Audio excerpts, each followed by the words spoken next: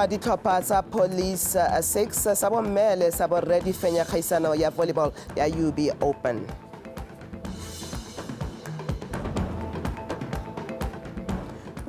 Dumela amagala dikgang tsa Botswana Television tse di tlang ka tlhamalalo ko go wena go tswa toropokgolo ga Borone. Ha re di simolola maswiti a batho a na tshologetse kwa diofising tsa Local Enterprise Authority LEA go ikwadisetsa lenaneo la Chema kwa Molepolole.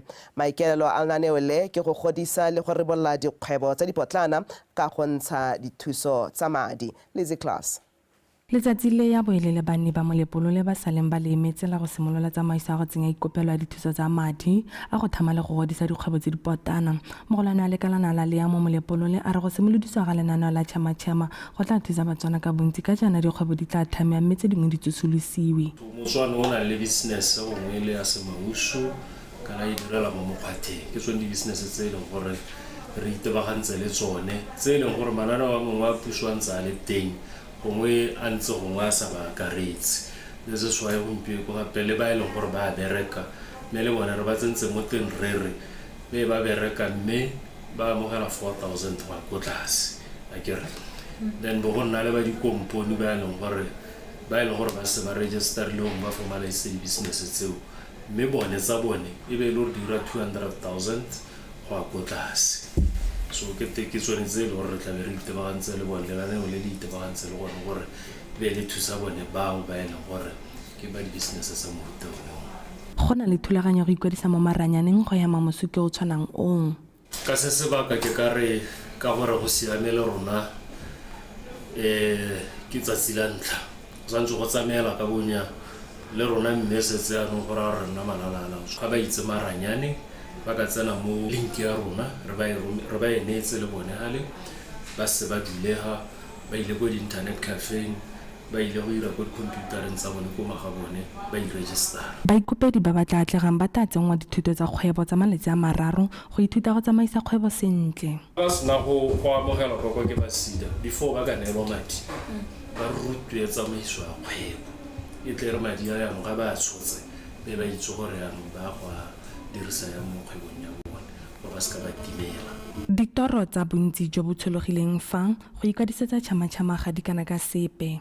Ha ke na setoko ha ke rekise motlakase ha ke rekise airtime mo rang gore ha e le gore nka kgona go bona madi ao gore a re ka ga tlosa semauso sa be ke rekisa ditshelo tse dingwe le mo le ya gompieno ke tlo go registerela lenaneo la Chema e le gore le nna ke batla go simolola business e le gore le nna ka moso ke be kgona go bula banana ya ka nna ba ba sa berekeng. Re tshwanetse mokgosi ha mokgosi mo bitswa ga rotlhe re tile ha go tla go itsela ka tsebe le go buela le go batla go diragatsa dingwe tsa ditsetsana tse e leng gore ka utuna wa di rotloetsa jaaka le re bona re tsile ha mo lenaneong la Chema ga ke ka tlega ka thusega ke kgone gore ke tswelele ke kgone gore ke kgwebo ya me kgone gore e gole. Tla re morago ga di-ore di le 20 le bone ke gone ikwadiso e tla rurifadiwa mme morago ga mo ke gone ikopelwa madi e tla hitisetswang kwa SEDA.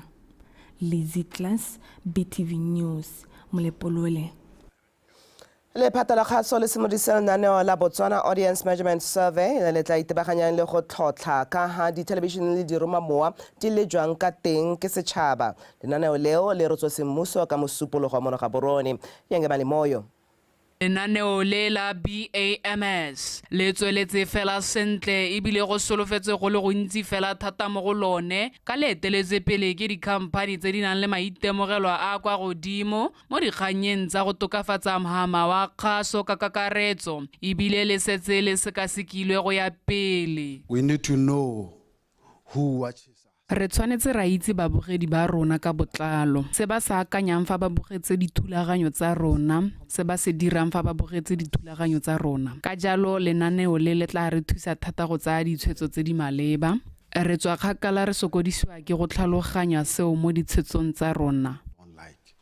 What can we put on air at what time? The importance of ICT statistics, ladies and gentlemen.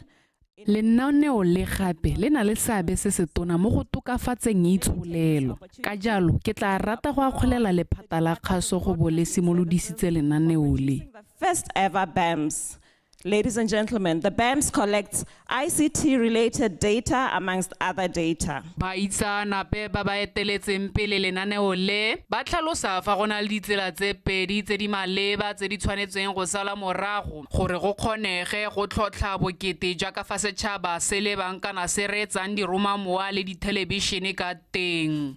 In the second quarter of this year, we are going to release the Mo tsamaong ya nako re tla golola maduo a legato la bobedi a lenaneo le ka re tsweletse ka a legato la ntlha re setse re botsoloditse babogedi ba rona ba ka tshwara 2000 mme re tla tswelela ka lenaneo le go fitlhela re tshwara palo ya bale 3000 mme re tla golola maduo nako le nako morago ga kgwedi tse 3. 3,000 respondents. We are going to be releasing the data every 6 months after quarter 2. You need to know everything about your consumers. Ba tsaya karolo botlhe ka kakaretso ba mogama wa kgaso ba tshwanetse ba itse sengwe le sengwe ka babogedi ba bone gore ba kgone go tokafatsa dithulaganyo tsa bone. Tells you about them. Go gololwa ga maduo a lenaneo le mo tsamaong ya nako go solofetse go thusa thata dithelebishene diromamowa ga mmogo le bana le seabe botlhe go itse gore tselapedi go tsewa efe ka dithulaganyo tsa bone go ngoka babogedi le bareetsi. Yenge Malimoyo, BTV News, Gaborone. Dipatlisiso di supa ha kutlobotlhoko e tseneletseng e le nngwe ya dilo tse di bakang gore bontsi bo nne le malwetse a tlhaloganyo. Se se buile ke moitsanape wa tsa malwetse a tlhaloganyo Re Kingdom ke ba itse a re banyalani ke bone ba ba kokonelwang ke kutlobotlhoko eo a boa a re ba tsweletse ka go nna le dipalo tse dintsi sa banyalani ba batlang kwa tshedilong maikutlo. Go rata Moranyane. Re ke ba itse a re kutlobotlhoko e tseneletseng ka nako ya bongwana e na le seabe se segolo mo botsogong jwa tlhaloganyo fa motho a setse a godile. Ke ka jalo go le botlhokwa go itebaganya le go sedila batho maikutlo tebang le seo. Bokopano jo jaanong ya boele sone sebaka sa go amogana dikitso ka malwetse a tlhaloganyo go itebagantswe le dikgang di tshwana le go tlhobaela mo go feteletseng le go tshwenyega mo maikutlong. A lot of issues that are connected to childhood traumas. You know, generally, people, they go through stuff when they're young. And we have seen that in relationships and marriages, relationships at work, relationships in the home, these childhood traumas are playing themselves out between people. They don't know what they're fighting. As people, it looks like we're fighting each other. But what is really playing out between us is traumas that are playing themselves out.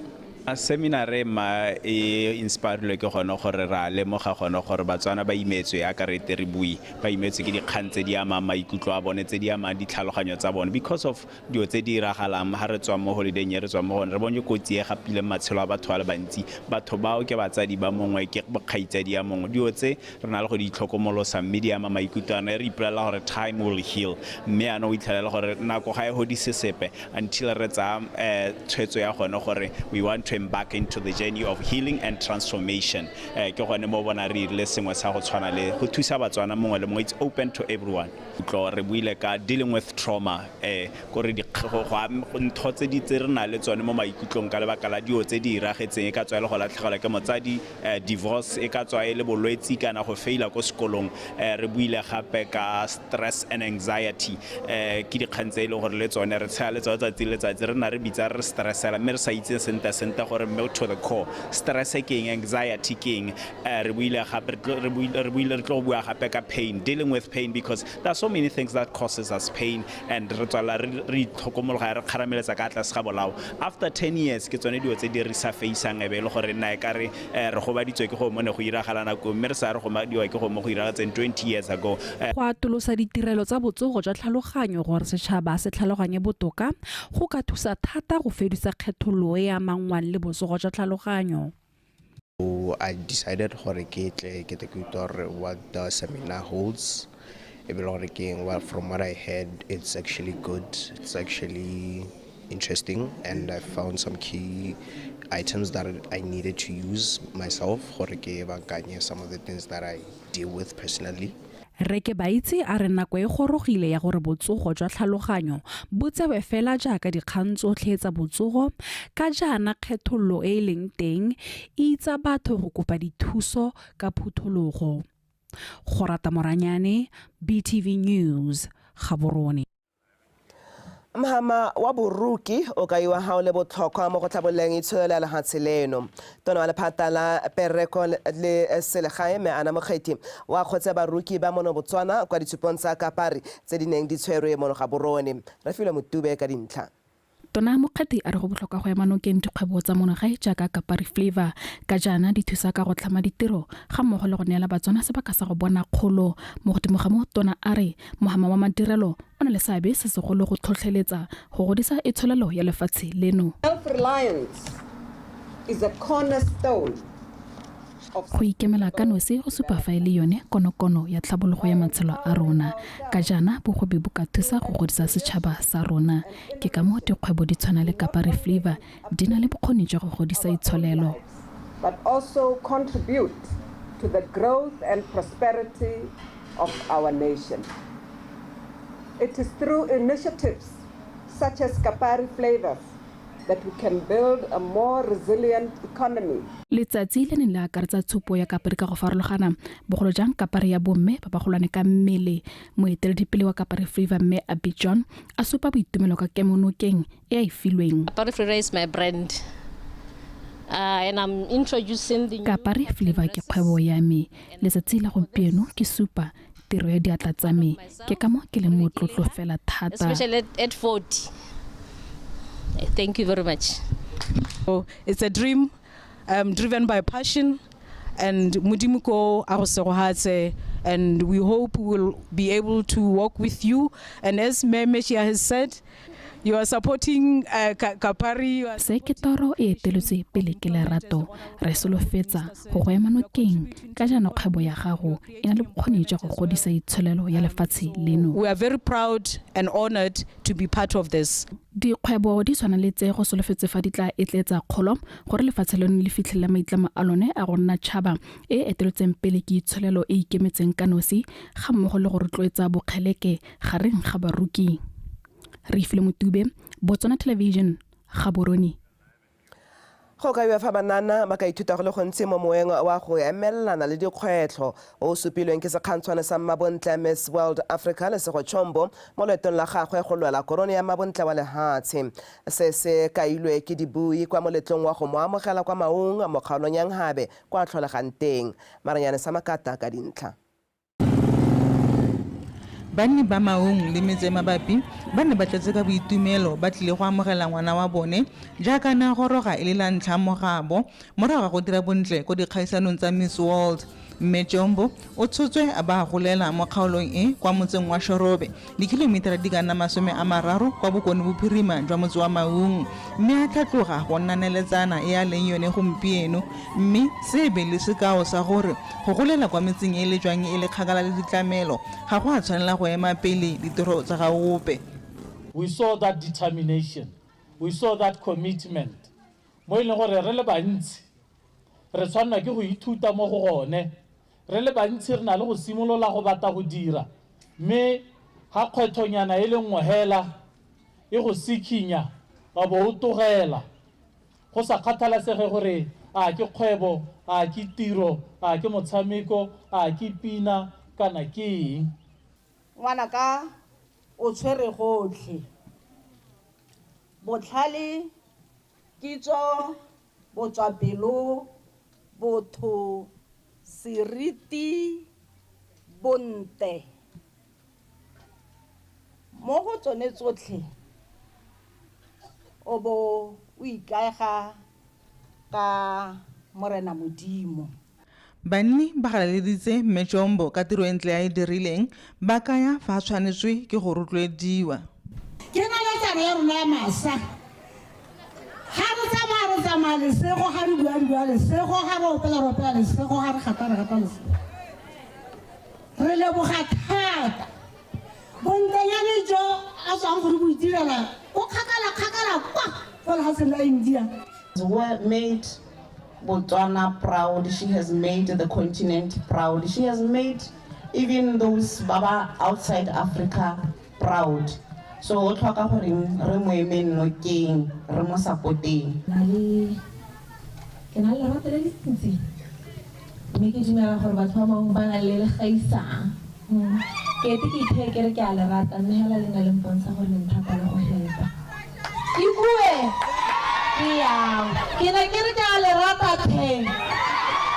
Wow. Ya no kire ke le leboge.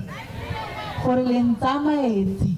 Go kaiwa fa katlego ya ga mme Jombo e ikagile thata ka kgodiso le thutuetso ya ifilweng ke batsadi ba gagwe mme go solofela fa se e tla nna sekao mo batsading ba bangwe gore kgodiso ya ngwana e nitameng e ka aga bokamoso jwa gagwe. Maranyane Samakata, BTV News, Maun. Ka go lwetso ke digala se ke di tshwereng Tumampatane o ditlatsa ka tsa metshameko.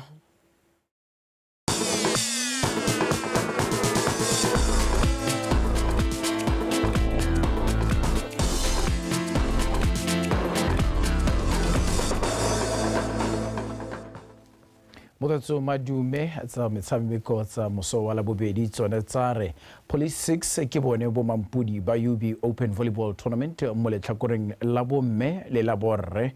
Bomme ba police ba fetogile bo mampudi morago ga go fenya ba tshegetsa kgaisano UB Volleyball ka disete tse 3-0 fa borre bone ba padimotse kutlwano ka disete tse 3-0 mo magala ganyeng a metshameko e neng e tshamekela kwa University of Botswana Sports Indoor Arena ka mafelo a beke a re utlwepego ka botlalo ka katlego kgakole. Bomme ba mapodisi ba sale ba tsa taolo ya motshameko o mo seteng ya ntlha jaaka ba ne ba fenya motlhofo ka 25-12.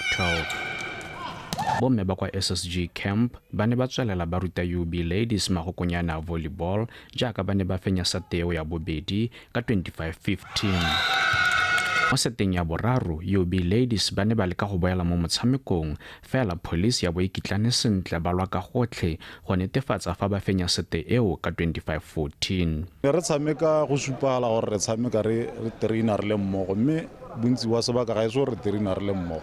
Re na le dikgwetlo se leng gore re na le bana ba sekolo mo teng ba bangwe ga ba kgone go traina mo le team ba bangwe jaaka ke bua yana they just came on Friday. Leka go aga team re leka gore re kopanye experience nyana le ba bantšha ba ba leng teng slowly but surely re taya ko tshamekile le police 3-0 but the girls showed a good fight go akanna ebile le ba le bang konte ba kgona go bona hela gore no kgolo e teng ko madikolo. Mo motshamekong o nengwe le mashetlo a makgaolakgang a borre Police 6 e ne a kgona go gapa sete ya ntlha kgatlhanong le kutlwano ka 25-21. Mo seteng ya bobedi kutlwano ba tsaya ketapele ya dintlha di le 15 fela police ba supa maitemogelo a kwa godimo a motshameko o ba boa ko morago go fenya sete eo ka 25-22. Ga nna fela jalo le mo seteng ya boraro simolola go lebega o ka re kutlwano ba batla go boela mo motshamekong fela police ba berekela mo diphosong tsa kutlwano ba fenya sete eo ya boraro ka 25-23 ebile ba fetoga bo mampudi ba borre ka phenyo gotlhe ya sete tse 3-0. We played well. We prepared well. Normally volleyball on normal basis teaming will only 14 plus. We have so many injuries. That's why we're not directly 10. The other one is for you to gauge your players is through some form of competition, through maybe playing these friendly games, through tournaments. Let's say so. It's a plus to us. Because it's a team that we are preparing for Zone 6.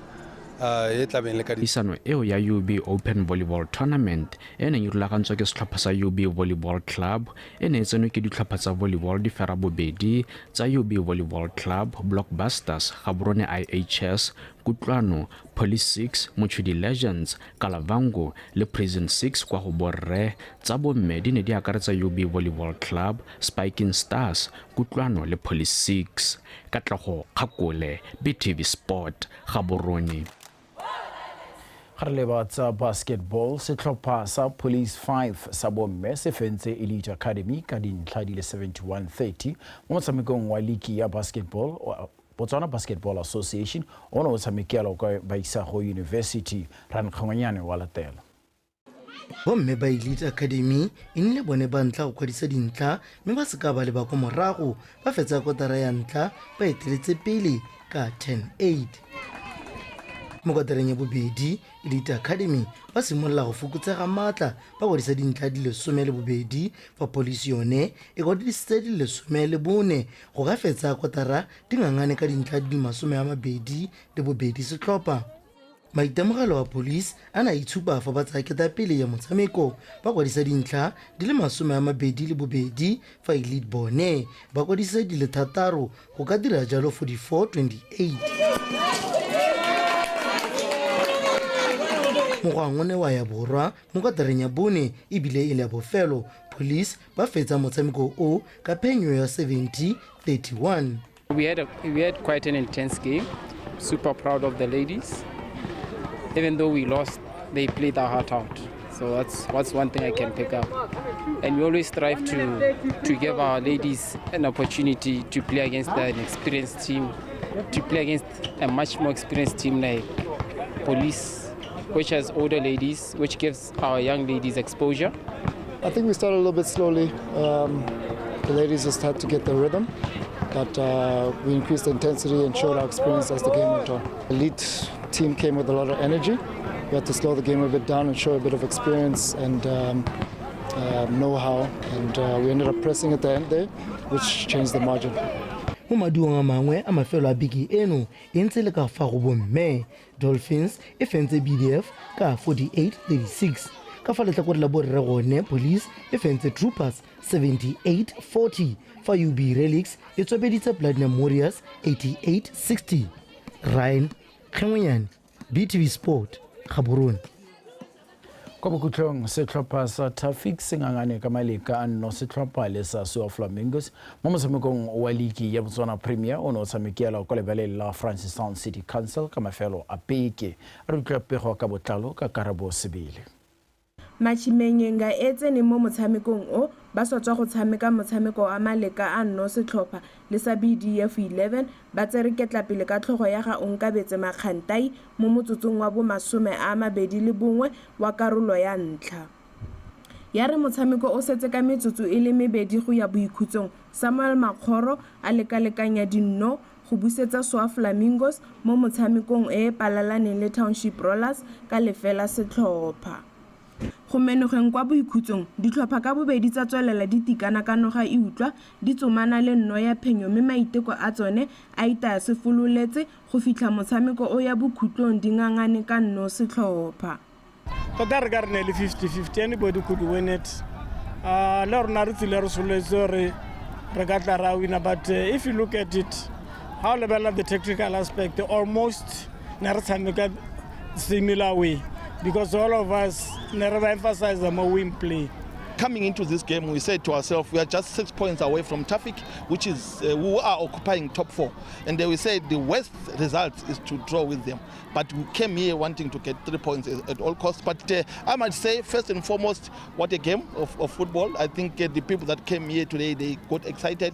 Maleka ao a fera bobedi a banna ba Francistown a ba tlogela mo maemong a bone mo lokong ya ligi ya Botswana Premier ka dintlha di le 32 fa bafana ba letswai ba ba neng ba kwadisitse maleka a bobedi ka tatelano morago go palalana le Township Rollers ka lefela setlhopha fa gare ga beke ba tshegeditse maemo a bosupa ka dintlha di le 26. Karabo Sebele, BTV Sport, Francistown. Potso a re di be khutla go defatsa tepolo wa pidi a latela ka jana le kana go tsotlhe ikanya rona.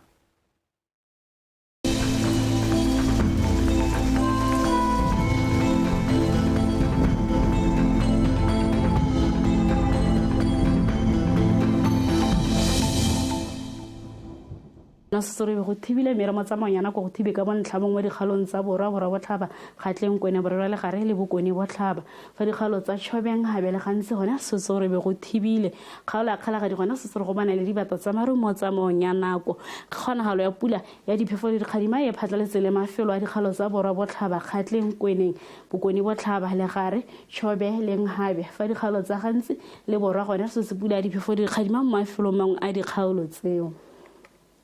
Mo mapakeleng gona se go ikulatsa go letsedi mo dikgalong tsa borwa jwa gantsi le kgalagadi ka lesome mafelong ka bontsi a dikgaolo tseo fa kgaolo ya bokone jwa gantsi le borwa gona se tsore be go le mololo ka lesome le bone go a go lesome le botlhano dikgalo tsa borwa botlhaba kgatleng kweneng le borwa jwa legare gona sesorebego le bothito ka 17 go ya go 11 fo mo dikgalong tse dingwe gona sesorebego le mogote ka 20 go ya go 21 fa re lebela mo tshokolong gona sesorebego le mololo mo dikgalong tsa kgalagadi borwa botlhaba kgatleng kweneng borwa jwa legare le bokone botlhaba ka 23 go ya go 26 fo mo dikgalong tse dingwe gona sesorebego le bothito ka 27 go ya go 21 fa re lebelela malatsi a kopele ka tsela la boraro la bone gona setsoro go bona le dibata tsa maru ka tsela la boraro fa ka tsela la bone gona go thibile ka bontlhabo mo dikgalong tsa borwa botlhaba kgatleng le kweneng go le mololo mo tshokologong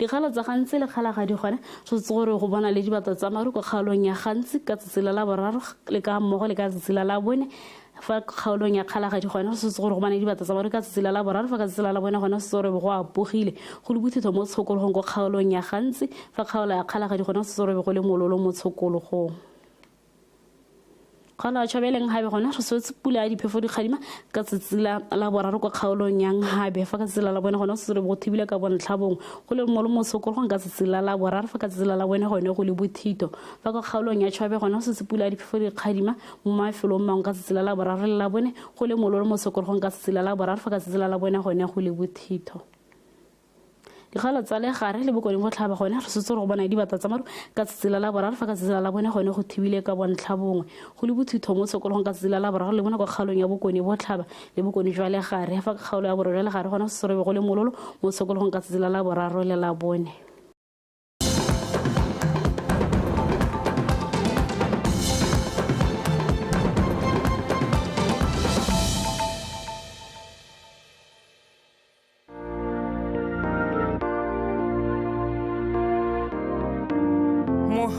wa morena Jesu o be le rona kaofela mogau wa gago Jehova o be le setšhaba sa go kaofela le lerato la modimo le matshediso a moya